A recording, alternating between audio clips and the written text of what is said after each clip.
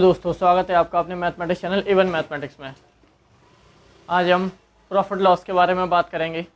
बहुत ही important topic है। Competition में हर तरीके के कंपटीशन में पूछा जाता है, चाहे फिर वो एसएससी लेवल का हो, सीएचएसएल का हो, एमटीएस हो और भी सीपीओ हो। बहुत सारे एग्जाम होते हैं, किसी भी एग्जाम से रिलेटेड हो सभी में पूछा जाता है। और अगर हम अकेडमिक की बात करें, जैसे 7th 8th क्लास की बात करें, तो उनमें भी ये टॉपिक पूछा जाता है। तो प्रॉफिट लॉस के बारे में हम बात करते हैं और ये क्वेश्चन सॉल्व करेंगे। सबसे पहले हम समझ लेते हैं प्रॉफिट क्या है।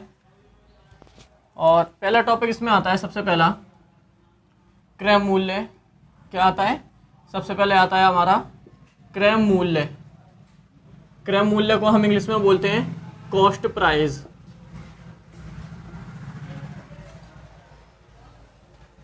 क्या बोलेंगे हम क्रय मूल्य को? Cost price. कॉस्ट प्राइस क्या होती है? कॉस्ट प्राइस वो होती है जिस पर हम किसी भी वस्तु को खरीदें, वो मेरी कॉस्ट प्राइस है। अब नेक्स्ट आता है दूसरा वाला मेरा विक्रय मूल्य। विक्रय मूल्य मेरा क्या होता है? विक्रय मूल्य को हम बोलते हैं सेलिंग प्राइस। Selling price. अब सेलिंग प्राइस कैसा है? जैसे नाम से ही समझ में आ रहा है, सेलिंग का मतलब जिस मूल्य पर मैं वस्तु को बेच दूं वो मेरा विक्रय मूल्य यानी कि सेलिंग प्राइस। अब नेक्स्ट होता है मेरे पास में अंकित मूल्य। क्या चीज?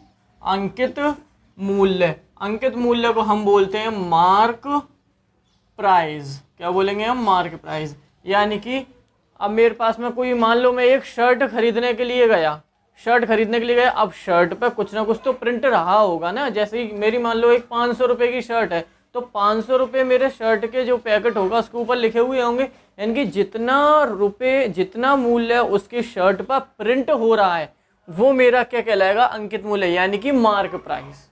ठीक है। अब मेरे पास आता है लाभ, जिसे मैं क्या बोलता हूं? प्रॉफिट। लाभ क्या चीज? प्रॉफिट। एक और आता है, ये दोनों साथ ही साथ समझेंगे। एक होता है हानि, जिससे मैं बोलता हूं लॉस।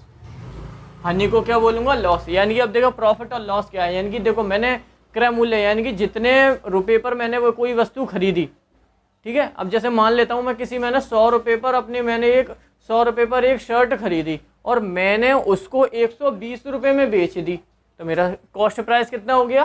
100 रुपये। सेलिंग प्राइस 120 रुपये। अब मुझे कितने रुपए का लाभ हुआ? तो कितने रुपए का? 20 रुपये का, क्योंकि मैंने 100 रुपये की खरीदी थी और 120 की मैंने बेच दी, यानी कि मुझे 20 रुपये ज़्यादा मिल गए ना। तो ज़्यादा जो मिले वो मेरा क्या हो गया? लाभ। अब यही चीज़ मैं अपोजिट करता, 100 रुपये की खरीदता और 80 रुपये की अगर मैं बेच देता तो मुझे क्या होता? लॉस हो जाता, यानी कि मुझे हानि हो जाती। कितने रुपए की? 20 रुपये की। बस यही चीज़ मेरे इसके अंदर यूज़ होंगी। अब हाँ, एक चीज़ और आती है, ये भी बताते हैं। अब पहले अब ये लाभ और हानि होती किस पर है, ये चीज़ और डिपेंड करता है। ये लाभ हो या हानि, यानी कि प्रॉफिट हो या लॉस, हमेशा किसी भी, चाहे आप कंपटीशन लेवल पर काम कर लें या फिर एकेडमिक यानी कि 7th 8th 6th 7th 8th छोटी क्लास में कर लें, किसी भी लेवल पर कर लें, चाहे आप जनरल पर करें, हमेशा प्रॉफिट और लॉस हमेशा कॉस्ट प्राइस पर ही निकाला जाएगा। यानी कि मेरे को कितना फ़ायदा हुआ कैसे पता चलेगा? पहले मुझे ये पता होना चाहिए मैंने वस्तु खरीदी कितने में है। प्रॉफिट और लॉस यानी कि कितने का फ़ायदा हुआ या कितने का मेरा नुकसान हुआ, हमेशा कॉस्ट प्राइस यानी कि कितने पर मैंने वस्तु खरीदी है। मैं जब तक मुझे ये चीज़ नहीं पता होगी कि मैंने वस्तु खरीदी कितने में थी, तो मैं उसका प्रॉफिट हुआ है मुझे या लॉस हुआ, ये चीज़ मैं बता ही नहीं सकता हूँ। और ऐसे ही इतना, ठीक है। अब इसके बाद एक नेक्स्ट टॉपिक आता है आपके पास में छूट, जैसे कुछ बुकों में बट्टा भी लिखा जाता है। क्या लिखा जाता है? बट्टा। इंग्लिश में ऐसे बोलते हैं डिस्काउंट। इंग्लिश में क्या बोलेंगे इसको? डिस्काउंट। अब यही बात है, अभी मैंने क्या बताया था, अगर मैं एक शर्ट खरीदने के लिए गया, उस पर मेरे पास 500 रुपये एमआरपी थी। एमआरपी मतलब मार्क प्राइस। अंकित मूल्य कितना था उस पर? 500 रुपये था। आपने कहा बड़ी महंगी है, आप कुछ इसमें डिस्काउंट तो दीजिए। अब उसने कहा जितना इस पे लिखा हुआ उसका 10% हम आपको डिस्काउंट दे देंगे। कितने दे देंगे? 10%। या फिर मान लो 10% नहीं, मान लेते हैं 50 रुपये वो डिस्काउंट देता है, तो वो ये चीज़ जो डिस्काउंट उसने दिया वो मेरा छूट कहलाता है। अगर 500 रुपये उसमें अगर उसने 50 रुपये मान लो कम कर दिए, तो मेरे पास कितने बड़ी शर्ट मेरे को? 450 रुपये की। ठीक है, ये चीज़ हमारी डिस्काउंट में आती है। अभी इस पर मेरे पे क्वेश्चन लिया है, मैं इसको सॉल्व करता हूँ, तो ये चीज़ उम्मीद करता हूँ ये चीज़ आपको अच्छे से समझ में आ गई होगी। और हम ये क्वेश्चन स्टार्ट करते हैं। बहुत ही बेसिक और छोटा सा क्वेश्चन है। देखें ये दे रखा है, इसमें क्वेश्चन हम सॉल्व करते हैं। क्वेश्चन नंबर 1 ये जो दे रखा है हमें, इसको सॉल्व करेंगे। क्या, एक शर्ट का अंकित मूल्य 250 रुपये, यानी कि आप देख सकते हैं अंकित मूल्य कितना, एक शर्ट है उस पर अंकित मूल्य यानी कि जितने रुपए उस पर प्रिंट हो रहे हैं शर्ट पे वो कितने, 250 रुपये। तो मैं इसमें लिख लेता हूँ, मुझे दिया है मार्क प्राइस, कितना दिया है मार्क प्राइस मेरे को, 250 रुपीज़ मुझे एक जी मार्क प्राइस दे रखा है इसने। ठीक, नेक्स्ट है 10% छूट पर बेची जाती है। अब इतना तो उस पर मार्क प्राइस है, अब उसने दुकानदार है उसने 10% छूट दे रखी है, यानी कि डिस्काउंट कितना दिया है मुझे उसने डिस्काउंट दिया है, शॉर्ट में लिख लेते हैं डिस्काउंट को, उसने दिया है मुझे 10%। कितना परसेंट, 10%। अभी मैंने बताया डिस्काउंट हमेशा किस पर दिया जाता है, मार्क प्राइस पर। किस पर, केवल मार्क प्राइस पर। और प्रॉफिट और लॉस किस पर निकलता है, हमेशा कॉस्ट प्राइस पर। ठीक है, अब बता देना आपको इसका विक्रय मूल्य यानी कि सेलिंग प्राइस क्या होगा। क्या निकालना है आपको, सेलिंग प्राइस, यानी कि उसने वस्तु जो है मतलब शर्ट जो है कितने रुपए में बेच दी, ये चीज आपको निकालनी है। तो अभी बताया मार्क प्राइस किस पर निकाला जाएगा आपका, मतलब डिस्काउंट किस पर निकाला जाएगा, मार्क प्राइस पर। तो अब देखते हैं इसको हम निकालते हैं, कैसे निकालेंगे। सबसे पहले मैं डिस्काउंट निकालूंगा, सॉल्यूशन करते हैं इसका। मार्क प्राइस के लिए मैं सबसे पहले डिस्काउंट निकालता हूँ। अब 10% डिस्काउंट दिया, ये बात सही है। अब 10% जो है 250 रुपये में कितने हो गए ये हम निकालेंगे। तो कैसे निकालते हैं, देखें। सबसे पहले मैं यहाँ पर डिस्काउंट निकालता हूँ। डिस्काउंट कितना होगा, 250 और 250 है किसके, 250 पर 10% उसने डिस्काउंट दिया है, 10% क्या है इसका डिस्काउंट देगा। 250 मल्टीप्लाई बाई 10, आपको मालूम है परसेंट का साइन हटता है तो अपॉन में 100 आ जाता है। ये चीज़ आप जानते हैं।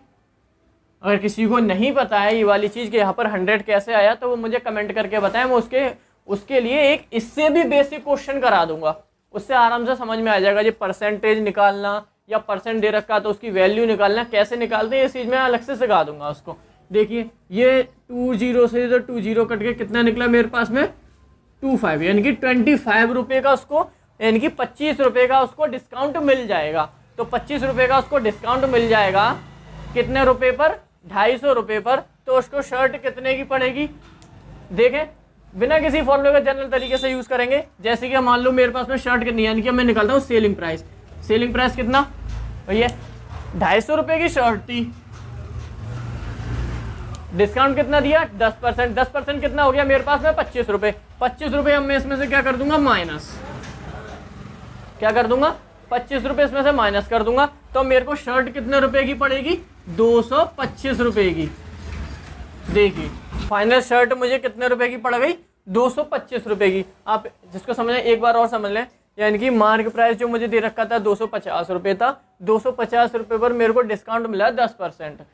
अब मेरे को बताना था जो दुकानदार है उसने शर्ट जो है कितने रुपए में बेच दी, यानी कि देखें जाहिर सी बात है डिस्काउंट कितना, 10% दिया है। 10% किस पर दिया उसने, 250 रुपये पर। 250 रुपये पर डिस्काउंट निकालने का तरीका इसी तरीके से निकालेंगे। परसेंटेज का साइन हटेगा तो अपॉन में 100 आ जाएगा। 2 जीरो तो मैंने 2 जीरो से 2 जीरो काट दिए, यहाँ 25 से कम 25 हो गया।